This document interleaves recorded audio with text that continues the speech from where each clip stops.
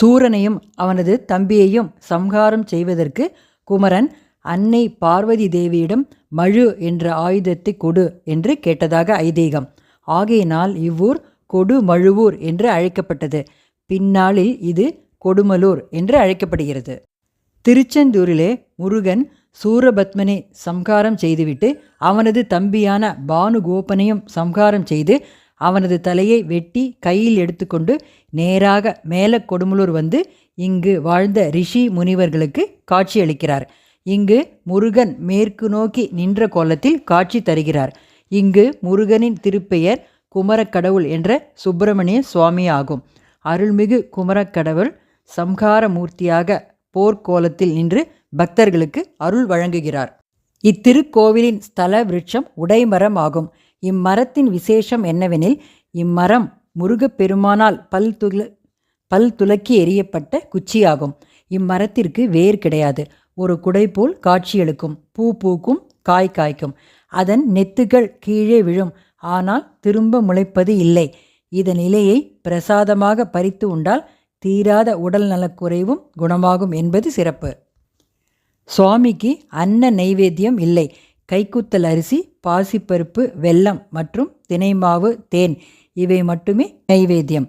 குமரக்கடவுளுக்கு மாதா மாதம் வரும் கார்த்திகை நட்சத்திரத்திலே இரவு அபிஷேகம் சிறப்பு.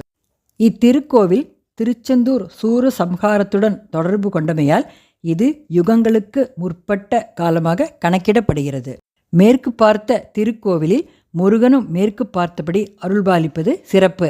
இங்கு குமரக்கடவுள் என்ற சுப்பிரமணிய சுவாமி சுயம்பு மூர்த்தியாக சுமார் 6 அடி உயரத்தில் கம்பீரமாக காட்சியளிக்கிறார். சுவாமிக்கு வாரத்தில் 2 நாட்கள், அதாவது திங்கள் வெள்ளி ஆகிய 2 நாட்களில் மட்டும்தான் அபிஷேகம் மற்றும் பூஜை. இரவில் மட்டுமே அபிஷேகம். இந்த குமரக்கடவுளை வேண்டுவோர்க்கு வேண்டியவையெல்லாம் கிடைக்கப் பெறுகிறது. இது அனுபவபூர்வமான உண்மை. திருமணம் ஆகாதவர்களுக்கு விரைவில் திருமணம் ஆகின்றது. குழந்தை இல்லாத தம்பதியினருக்கு விரைவில் குழந்தை செல்வம் கிடைக்கின்றது. கை கால் மற்றும் தீராத நோய்களால் அவதிப்படுபவர்களுக்கு குணமாகின்றது. சத்ரு சம்ஹார மூர்த்தியாக அருள்பாலிப்பதால் எதிரி பயம் நீங்குகின்றது. குலோத்துங்க சோழன் காலத்திலும் இந்த கோவில் புதுப்பிக்கப்பட்டது. கொடும்பாளூர் பண்டைய இலக்கியங்களில் குறிப்பிடப்பட்டுள்ளது. இத்தலம் விராலிமலைக்கு அருகில் உள்ளது. சோழர்கள் காலத்தில் கொடும்பலூர் பேரரசின் ஒரு முக்கிய பகுதியாக இருந்தது. மேலும் சோழ மற்றும் பாண்டிய ராஜ்யங்களுக்கு இடையிலான எல்லையை குறித்தது. பராந்தக சுந்தர சோழன் காலத்தில் கிழக்கு நோக்கிய சிவன் சன்னதி மட்டுமே கட்டப்பட்டது. 63 நாயன்மார்களில் ஒருவரான இடங்கழி நாயனாரின் அவதார ஸ்தலம் ஆகும். இது அருணகிரிநாதர் தரிசித்த தலம். இத்தலத்திற்குரிய திருப்புகழ் பாடல். கலைஞனெருங்கற்பு கலியுக பந்தத்து கடனபயம் பட்டு கசடாகும் கரும சடங்கச்சட் சமயிகள் பங்கிட்டு கலகெலனும் கொட்புற்று உடன் மோதும் அலகில் பெரும் தற்க பலகையின் பற்றற்ற அரவியடம் தப்பி குறியாத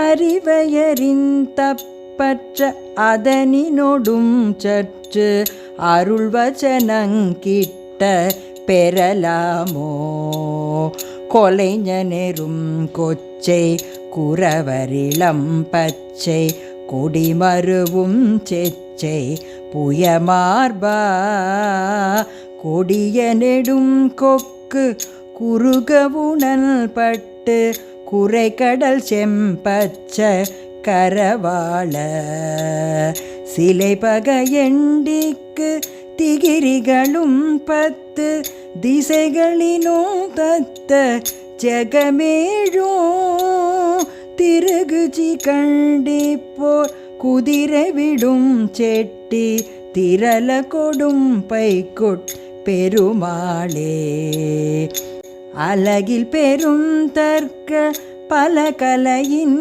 பற்றற்ற அரவியிடம் தப்பி குறியாத அறிவையறிந்தப்பற்ற அதனினும் சற்றுற்ற அருள்வச்சனங்கிட்ட பெறலாமோ திருகுச்சி கண்டிப்போ குதிரை விடும் செட்டு திரள கொடும் பைக்குட் பெருமாளே